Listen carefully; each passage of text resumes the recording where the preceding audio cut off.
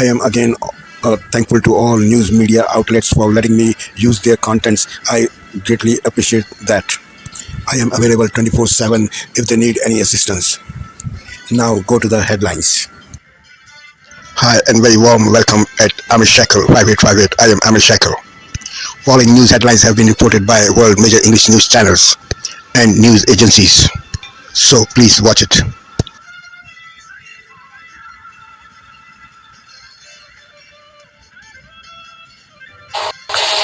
Tonight, the urgent race to find survivors after that catastrophic earthquake in Southeast Asia.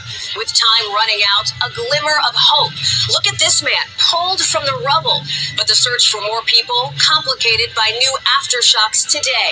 Our team is there as the American military arrives to help. Severe weather threat, intense rain flooding cars, an ice storm sending this truck off the road.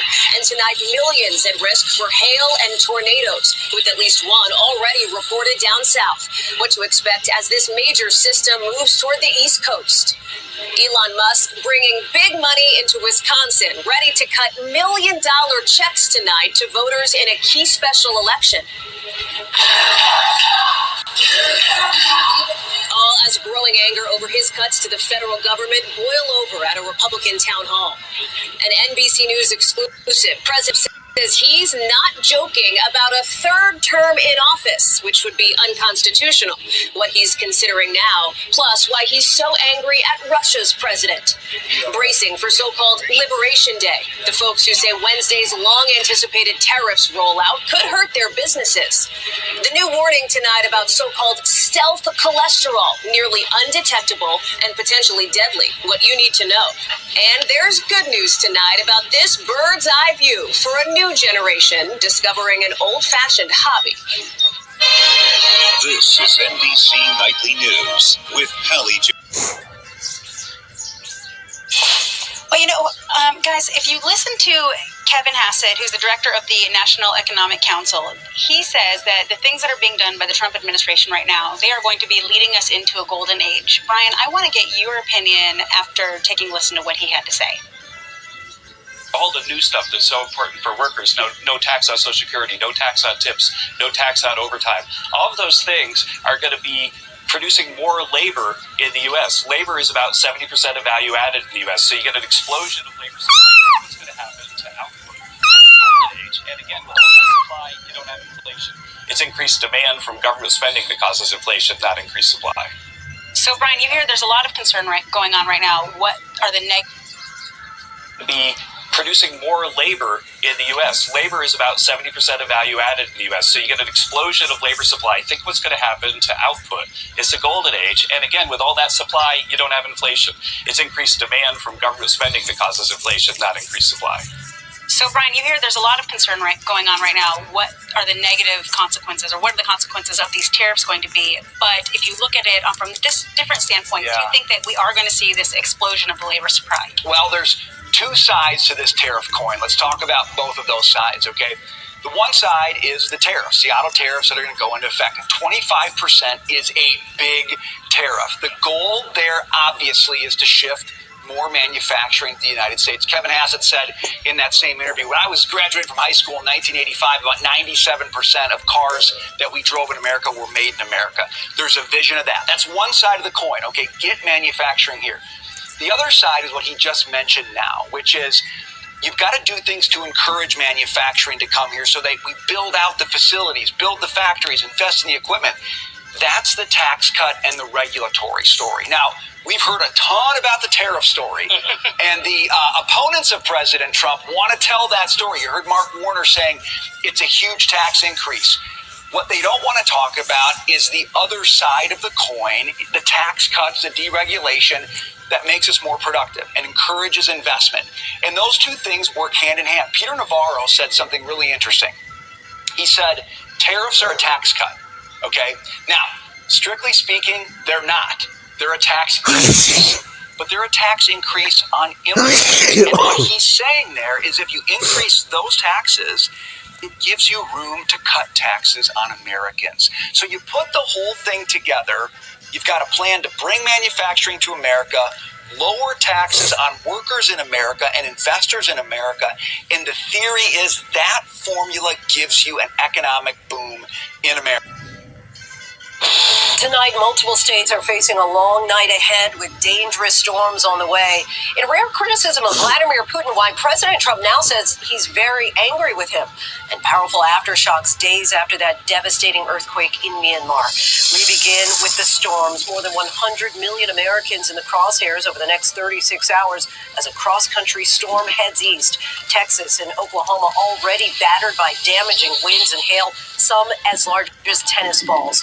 Louisville and Nashville are on alert for dangerous overnight storms, including possible tornadoes. While the East Coast braces for severe weather to start the work week, our weather team is following it all. Is President Trump breaking with Vladimir Putin? He reportedly said he's very angry with the Russian leader. The president also says he's looking at ways to seek a third term, even though it's banned by the Constitution. And if foreign auto prices rise because of his tariffs, Trump says he couldn't care less. Desperate rescue efforts in Myanmar days after that magnitude 7.7 earthquake. Survivors pulled from rubble, hampered by another powerful aftershock that triggered tsunami warnings. Also tonight, the deadly shooting on a city bus in Miami. Police are looking for a motive. They say the driver shot and killed 2 passengers. Shocking video of the moment a small plane nosedived into a home in Minnesota. As federal authorities investigate, we have late details on who was on board, and an unexpected encounter while trying to land a United flight hits a kite. Fair or foul? Questions over the new bat designed by the Yankees. Is that why they're hitting so many home runs? March Madness, with a trip to the Final Four on the line, the women's defending national champion is pushed to the limit. And we remember Richard Chamberlain. From TV's Dr. Kildare to the King of the Miniseries, we look back at his remarkable career. From ABC News World Headquarters in New York, this is World News. On this Sunday night, maintaining momentum. 1 week into the election campaign, opinion polling shows the Liberals leading and the Conservatives gaining support. The latest campaign promises and calls for Mark Carney to fire a controversial candidate. Trade war turbulence. Europe trips are on the rise. People want to go to Portugal, Italy, Spain. Flights to the U.S. are dropping dramatically, and not just from Canada. Plus, pickleball pain. We're just seeing an increase in injuries. The warning about a spike in injuries from the popular sport. Global National. Reporting tonight, Jeff Semple. Good evening and thank you for joining us. Kicking off the second week of Canada's federal election campaign, and new polling shows that the Liberals are firmly in the lead. The Ipsos poll conducted for Global News shows 44% of decided voters support Mark Carney's Liberals. That's up 2 points from polling conducted before the election call and is in majority government territory. Pierre Poilievre's Conservatives also climbed 2 points with 38% support. Those gains coming at the expense of the smaller parties, including the NDP, which has now dropped to 9% support. While the Liberal Party is ahead, there's still a month to go before Election Day. And this weekend, Mark Carney was keeping a low profile. Mackenzie Gray is following the report. Tomorrow at 8 on ABC and ABC iView.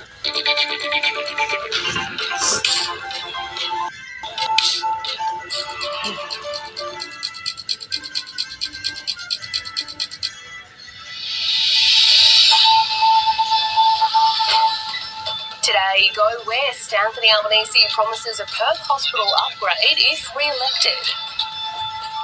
I regard Western Australia not as an add-on, not as an afterthought.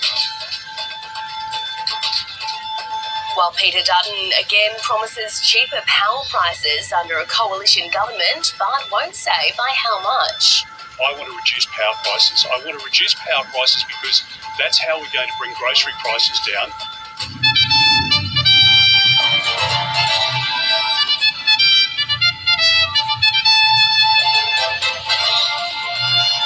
Also today, fears for livestock across outback Queensland. Rising rivers have cut off communities, forcing evacuations.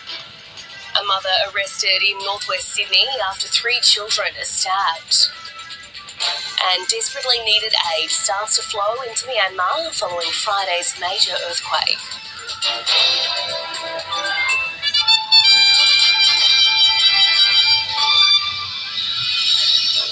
Hello and welcome to ABC News. I'm Melissa McKay.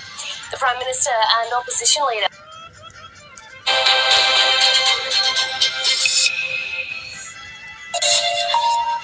You're watching Daybreak here on France 24. Good to have you with us. These are our top stories this hour.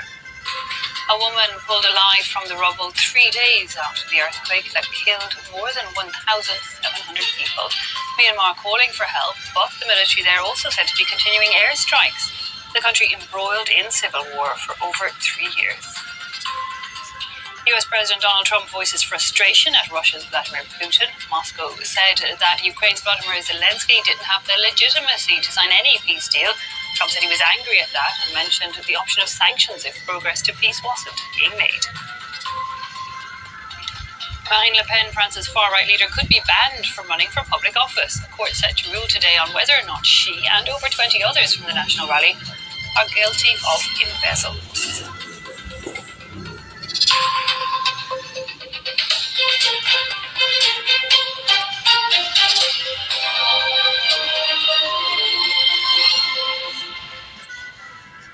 A woman has been pulled alive from the rubble in Myanmar 3 days after the earthquake. Rescuers freed the woman from the ruins of a hotel in Mandalay, which was near the epicenter of that quake, a quake that killed over 1,700 people and left hundreds of thousands in immediate need of vital aid. Critical infrastructure, the hospitals, highways, airports, all badly damaged. The country was already in the midst of a war that had broke out after a military coup in 2021. Armed groups that formed to counter that coup declared a unilateral ceasefire after the quake. But there are reports that the military continued to carry out airstrikes. Nicholas Rushworth reports.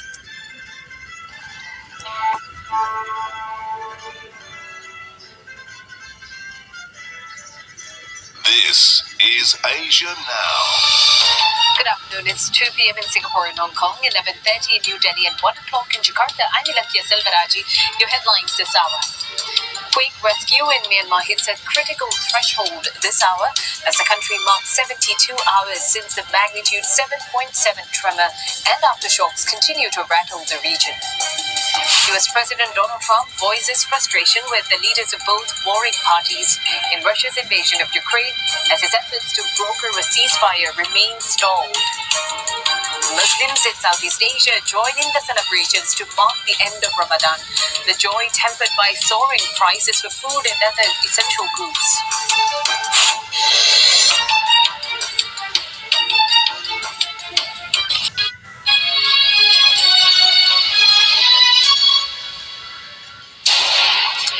It's 10 o'clock. This is Sky News at 10, our top story.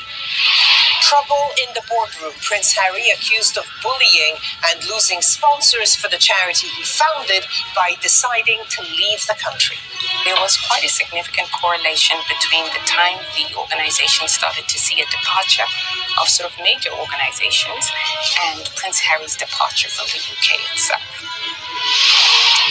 Also tonight, Sir Keir Starmer and Donald Trump discuss productive negotiations towards reaching a UK-US economic deal.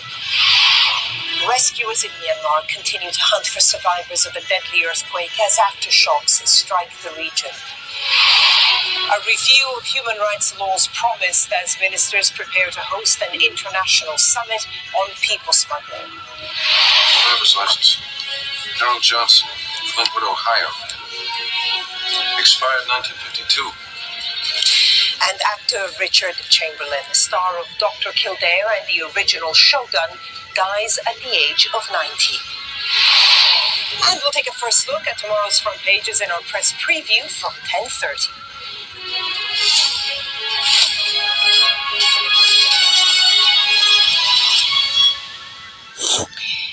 Good evening. When Prince Harry decided he would no longer be a...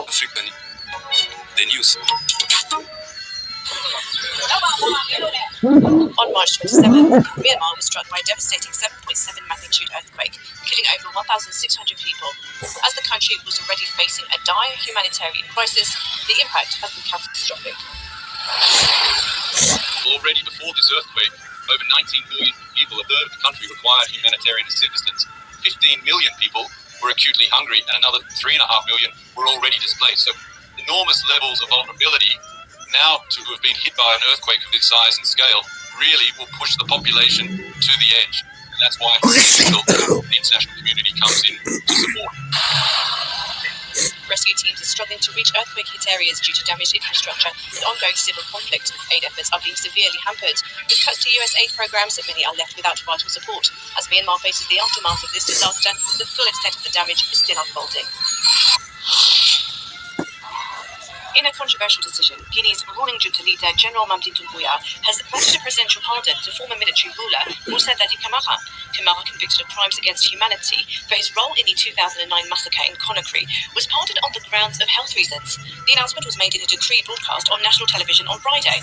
The decree, read by the presidency spokesperson, General Amara Camara, stated that the pardon was granted following the proposal of the Minister of Justice. However, there had been no prior indication of Camara's deteriorating health, raising suspicions about the real motivations behind the decision. Camara, who ruled Guinea from 2008 to 2009, was convicted in July 2024 for his role in the brutal repression of opposition protests at Conakry's Kronstadt. More than 150 people were killed and over 100 women were raped by security forces under his command. The trial, supported by a UN-mandated inquiry, found Camara guilty for failing to prevent or punish the atrocities. Camara had been in prison since his return to Guinea in 2022 after 13 years in exile. The pardon follows a decree by the Guinean government to compensate the victims of the massacre, though the 400 civil parties involved in the case are still waiting for compensation. This decision has sparked concerns about Guinea's commitment to justice. While human rights organisations hailed the trial as a step towards accountability, the pardon risks undermining efforts to address impunity for past crimes. With a pardon granted, questions loom over whether this signals a shift in Guinea's transitional justice process under Doumbouya's leadership.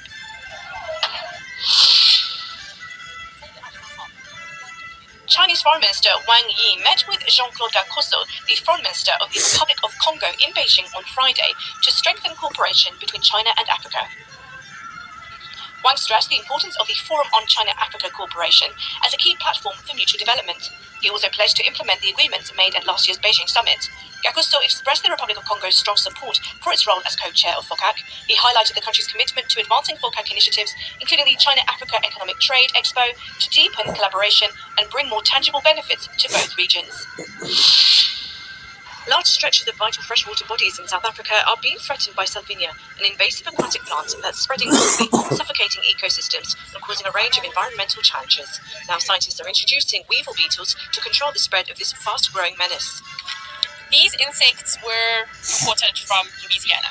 And the reason why we imported them from there is they're not indigenous to Louisiana, but this is Louisiana in the United States. They've got this plant as a problematic invasive species, and they've got a very good biocontrol program on this plant. According to scientists, beetles released at an infested site are able to make themselves at home on the salvinia without damaging the local ecosystem. I would imagine because the quality of the water is so bad that it's pure fertilizer for these invasive species. And so what really happens is it seems to have the effect of it seems to double its mass in about 2 to 4 days, which is absolutely insane. The salvinia problem has intensified due to flooding, making it even harder to manage. But with the beetles, there's hope, despite the method being slow. We obviously have to allow the biological process to take its course because this is largely, a process of attempting really through this particular process to deal and address the issue of the alien invasive species. So I'll take Prof. Julie's cue on that and say in about a year's time we should be able to start seeing some form of difference. With the hope of restoring South Africa's freshwater systems, the success of this pilot project could potentially lead to similar initiatives across the region.